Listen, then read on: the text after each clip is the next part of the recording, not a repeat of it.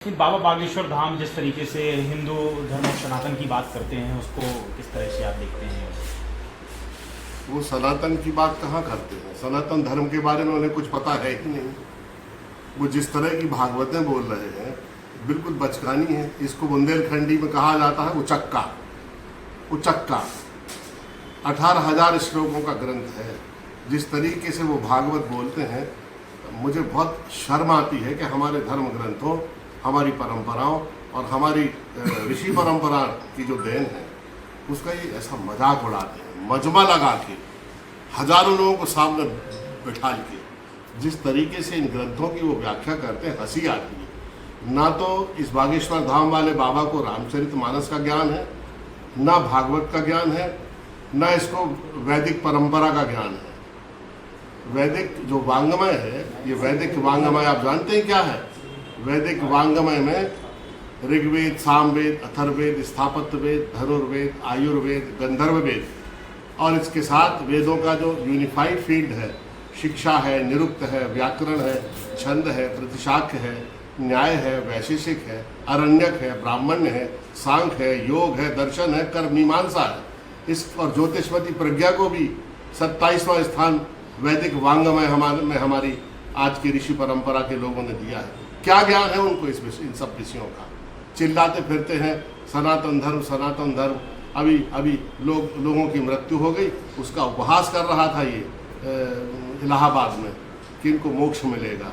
अरे तुम आ जाओ, तुम और तुम्हारे पिताजी को वहाँ ढकेल के मोक्ष दे देते हैं।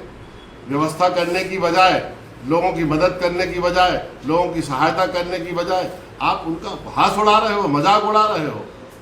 इनको कोई ज्ञान नहीं है। और आज के समय में जो धर्म का अंधानुकरण है, ये इसके मूर्तिमंत रूप हैं धर्म के अंधेपन के। ये वो लोग हैं जो पर्चे मर्चे लिख के छोटी मोटी सिद्धियों को लोगों के सामने रखकर लोगों की आंखों में धूल झोंकते हैं, धार्मिक आस्थाओं का दोहन करते हैं, धर्म को राजनीति का औजार बना रहे हैं और प्रच्छन्न सांप्रदायिकता को भारत में प्रोत्साहन दे रहे हैं।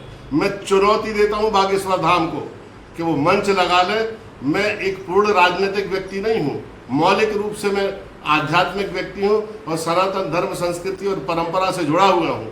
वो मंच लगा ले रामचरितमानस पर, भागवत पर, गीता पर, पूरे वैदिक वांग्मय पर, जिस विषय पर उन्हें चर्चा करना हो।